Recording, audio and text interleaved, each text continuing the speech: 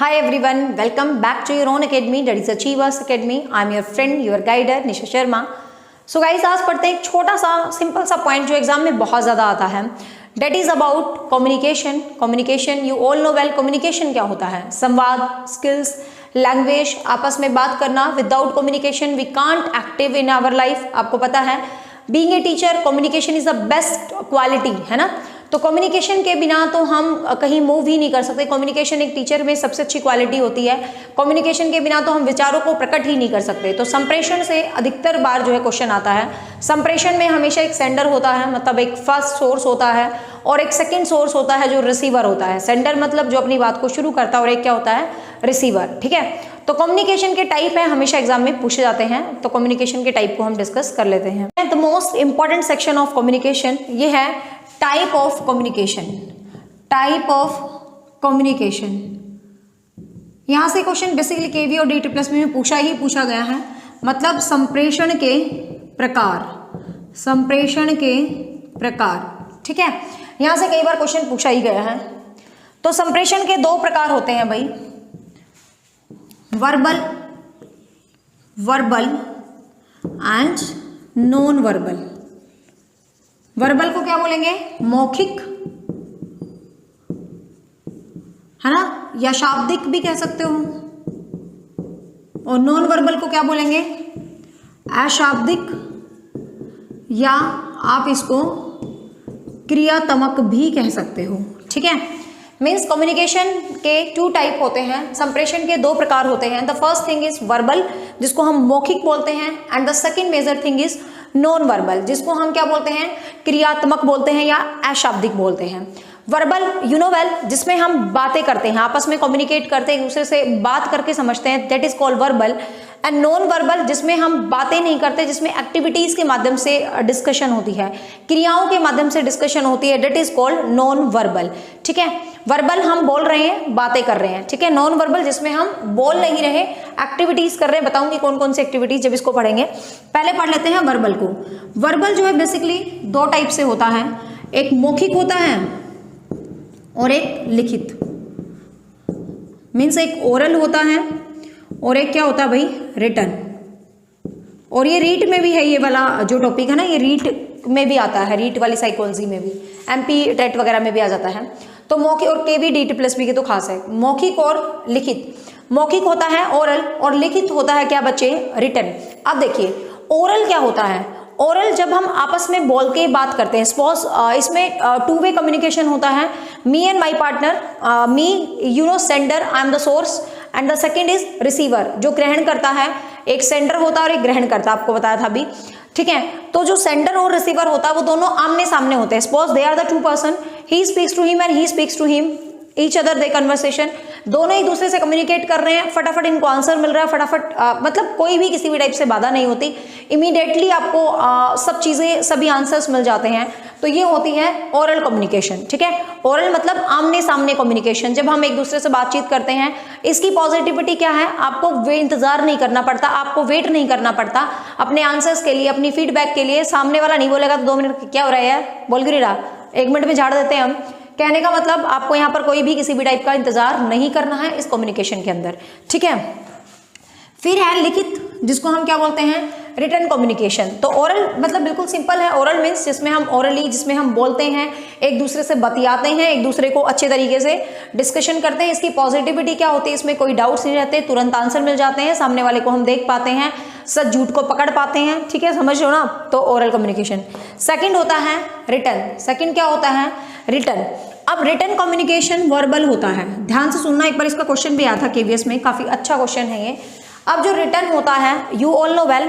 अब कई बच्चे कहेंगे मैम रिटन ओरल कैसे हो गया. रिटन ओरल कन्वर्सेशन ही माना जाता है, मतलब वर्बल कन्वर्सेशन ही माना जाता है, क्योंकि हम लिख के अपने विचारों को प्रकट करते हैं. तो it's a part of verbal, it's not activity नहीं माना जाता इसको वर्बल ही माना जाता है, लिखित को. तो लिख के विचारों को प्रकट करना. ठीक है. भाषा का ही रूप है ना, आपको पता है भाषा इज अ कम्युनिकेशन. तो लिखित रूप भी किसका पार्ट होता है, वर्बल. अब लिखित में क्या होता है, जब हम रिटर्न देते हैं, जैसे कि हम ईमेल लिख देते हैं. ठीक है. जैसे हम ईमेल करते हैं, जैसे हम मैसेजेस भेजते हैं. जैसे पहले जमाने में एक अरसा हो गया, पीले रंग का पोस्ट कार्ड देखे, है ना. पहले जमाने में पीले पीले रंग के पोस्ट कार्ड होते थे, वो कम्युनिकेशन का ही तो वे था, लेकिन ओरली था, बंदे के पास लेटर आता, बोल बोल के उसको बांट देते थे और पढ़ देते थे, पोस्ट ऑफिस वाला डाकिया डाक लाता था। तो ये written conversation is also the part of verbal. अब एक बार केवीएस में क्वेश्चन आया था कि जो रिटन कन्वर्सेशन है क्या वो हमेशा ही वर्बल होती है? वैसे तो ये वर्बल ही होती है, लेकिन जब पूछे हमेशा वर्बल होती है, हमेशा वर्बल नहीं होती।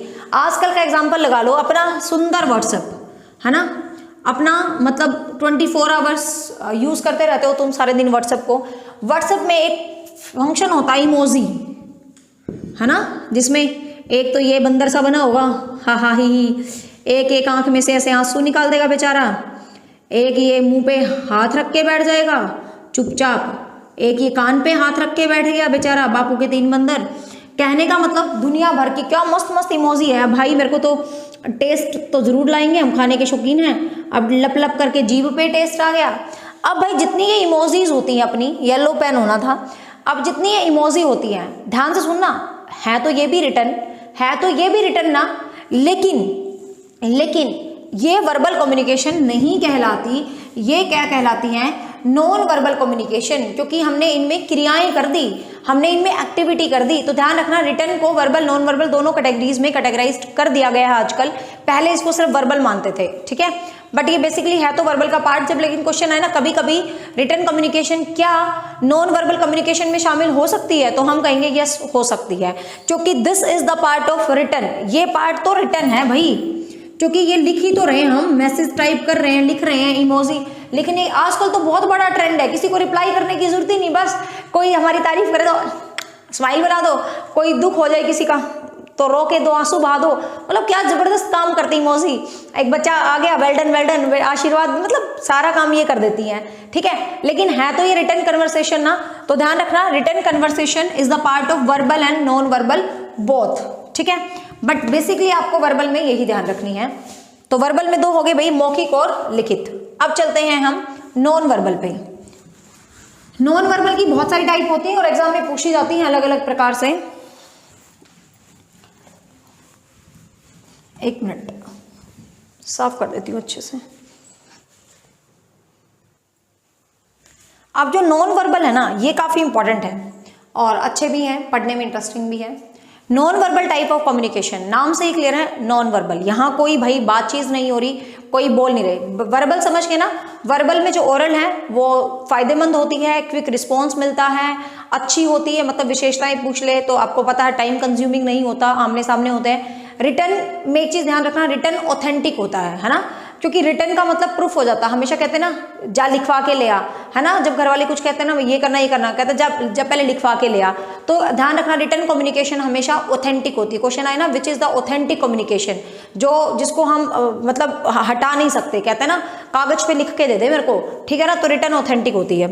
अब भाई नॉन वर्बल की बात करें, इसमें वाणी प्रॉपर लैंग्वेज नहीं होती, संकेत होते हैं। इसमें बॉडी लैंग्वेज होती है। बॉडी लैंग्वेज मतलब आपके बॉडी लैंग्वेज, क्यों बॉडी लैंग्वेज कम्युनिकेशन नहीं होती है। हम जैसे मैं मान ले खुश होके खड़ी हूँ, बॉडी लैंग्वेज या बॉडी गेस्चर एक ही चीज़ है। बॉडी लैंग्वेज मतलब पूरी बॉडी आपकी कैसे मूव कर रही है, गेस्चर्स मीन्स होता है जो फेस की भाव भंगिमाएं होती हैं। 2 डिफरेंट चीज़ें। Body language is a complete body posture और गेस्चर क्या होता है, जो चेहरे की भाव भंगिमाएं हैं, जो हमारी इमोजीज काम करती हैं, हमारा चेहरा भी तो करता है। अब मैं एक तो खुश हो जाऊं, दांतरे फाड़ रही हूँ तो आप हो गया आज तो मैडम बड़ी खुश लग रही है ना, और एक मैं यूं रोने वाली शक्ल से लेके आऊँ, ऐसे वाली शक्ल लेके आऊँ तो तुम कहोगे क्या हो गया मैडम, क्या हुआ मैडम आज तो आप बहुत दुखी हो, thank you so much for care, ठीक है। और एक मैं यूं तो क्या हो गया मैडम क्यों रावण बन रहे हो, मतलब आपको देख के मुझे भी मतलब गुस्सा आएगा आपको मेरे को देख के, मतलब मुझे आपको देख के whatever you feel whatever you want to say. कहने का मतलब अब मैं गुस्से में होंगी तो मैं गुस्सा करूंगी, फिर हम मस्ती वाले मूड में होते हैं आज तो बस मजे करने का मन कर रहा है। तो कहने का मतलब ये जो मेरी बॉडी गेस्चर और बॉडी मूवमेंट है ये आपको इजीली, ये भी लैंग्वेज है, क्योंकि मैंने कुछ बोला नहीं है आपको, बट मेरे चेहरे के एक्सप्रेशन आपको मेरी सारी चीजें बता रहे हैं। तो it's also part of communication.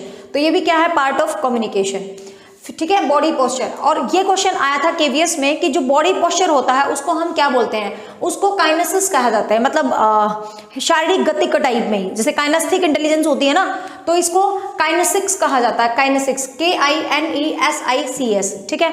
तो ये भी चीज आप ध्यान रखना, इसको हम क्या बोलते हैं, काइनेसिस बोलते हैं बॉडी पोस्चर को, ठीक है। बॉडी लैंग्वेज या बॉडी क्वेश्चन आ जाए, बॉडी लैंग्वेज और बॉडी पोस्चर्स के माध्यम से जो लैंग्वेज को इंट्रोड्यूस किया जाता है, जो लैंग्वेज को बताया जाता है, तो वो लैंग्वेज क्या कहलाती है, तो वो लैंग्वेज काइनेसिस कहलाती है, ठीक है। वो लैंग्वेज क्या कहलाती है भाई, काइनेसिस कहलाती है, ठीक है, काइनेसिस कहलाती है।